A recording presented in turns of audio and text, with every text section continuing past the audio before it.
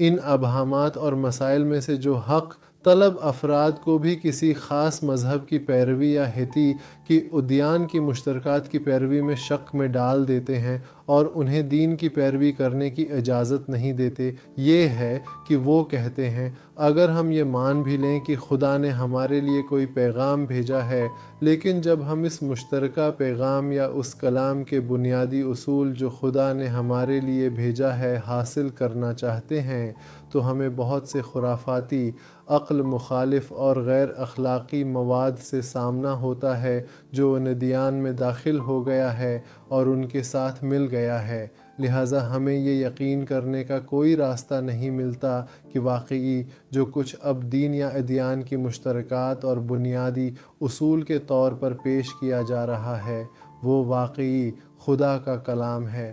وہ کہتے ہیں کہ خدا کے حقیقی پیغام کی تشخیص واقعی مشکل ہے اور ہم فکرمند ہیں کہ ادیان کی پیروی میں ہم خرافات اور غیر اخلاقی مسائل میں پھنس جائیں گے۔ لہٰذا ہمیں لگتا ہے کہ اگر ہم عقل اور روایتی اور مشترکہ انسانی اخلاق پر اور انسانی علم اور دانش پر انحصار کریں اور کوشش کریں کہ اچھے اور صحت مند انسان بنیں اور اچھی زندگی گزاریں تو یہ راستہ زیادہ قابل اعتماد ہے ان ادیان کی پیروی سے جو شاید بہت سی خرافات اور بگڑے ہوئے مسائل سے ملے اور آلودہ ہو گئے ہوں۔ جب ہم ان لوگوں سے کہتے ہیں یہ ٹھیک ہے کہ ادیان ان مسائل اور نقصانات کا سامنا کرتے ہیں، لیکن کیا آپ کے پاس متبادل حل ہے؟ کیونکہ یہاں تک کہ اخلاق کے وہی روایتی اصول اور روایتی انسانی ثقافت جسے آپ معیار سمجھتے ہیں، اگر آپ اس کا جائزہ لیں تو آپ دیکھیں گے کہ اس میں بھی اختلاف ہے اور بڑی بڑی غلطیاں اور خرابیاں واقع ہوئیں جنہیں خود انسانیت نے تسلیم کیا ہے۔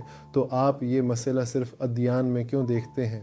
ان کا جواب یہ ہے، ہم نے علوم، ثقافت اور روایتی انسانی اخلاق میں ایسے نظام قائم کیے ہیں جو ہمیں مسلسل اپنی غلطیوں کا شعور دلاتے ہیں اور ہمیں بتدریج انہیں درست کرنے اور آگے بڑھنے کا موقع دیتے ہیں، لیکن جب ہم ادیان کا رجوع کرتے ہیں تو دیکھتے ہیں کہ ادیان نے تقدس کا ایک حالہ پیدا کر دیا ہے جو کسی کو تنقید اور اصلاح کی اجازت نہیں دیتا۔ لہٰذا دین میں جو خرابیاں موجود ہیں وہ درست نہیں ہوتے، لیکن وہ ایک اہم نکتے پر توجہ نہیں دیتے۔ وہ نکتہ یہ ہے کہ صحیح اور درست مذہبی نظر میں صرف اور صرف خدا ہی ہے جو خطا سے بے نیاز ہے اور مقدس ہے، اور جو کچھ اس نے بیان کیا ہے وہ درست اور صحیح اور بغیر خطا ہے، اور اس نے اپنا پیغام اپنے بھیجے گئے رسولوں کو بغیر کسی خطا کے منتقل کیا ہے اور انہوں نے بھی بغیر خطا اسے بیان کیا ہے، لیکن اس کے بعد یہ پیغام عام اور انسانی طریقوں سے ہم تک پہنچا ہے اور اسی وجہ سے ممکن ہے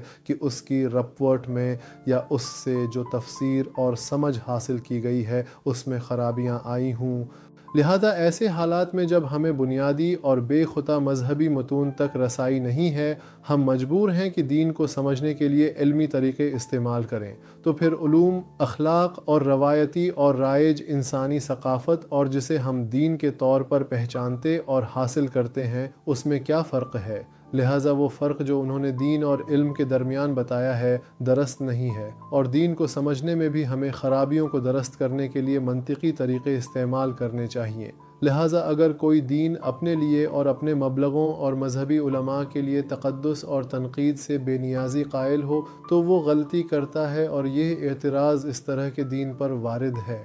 لیکن اگر ہم سمجھ لیں کہ ہماری سمجھ اور جو کچھ عام انسان دین سے حاصل کرتے ہیں اور ہمارے اختیار میں رکھتے ہیں وہ خطا پذیر ہے اور تنقید کے قابل ہے اور اسے درست کرنا چاہیے، اچھا تو جیسے ہم دنیا کی دوسری حقیقتوں کو علم کے ذریعے حاصل کرنے کی کوشش کرتے ہیں اور علمی طریقوں سے اس علم کو بہتر بناتے ہیں، خدا کے کلام اور ان حقیقتوں کو سمجھنے میں جو ماورائی امور کے ذریعے ہم تک پہنچی ہیں وہیں طریقے استعمال کرنے چاہیے اور اپنی خرابیوں کو درست کرنا چاہیے۔ اگر ہم اس نکتے کا خیال رکھیں تو کبھی بھی کسی دین سے وابستگی جسے ہم نے منطقی طریقے سے قبول کیا ہے خرابیوں میں باقی رہنے اور غلط فہمیوں کے درست نہ ہونے کا باعث نہیں بنے گی۔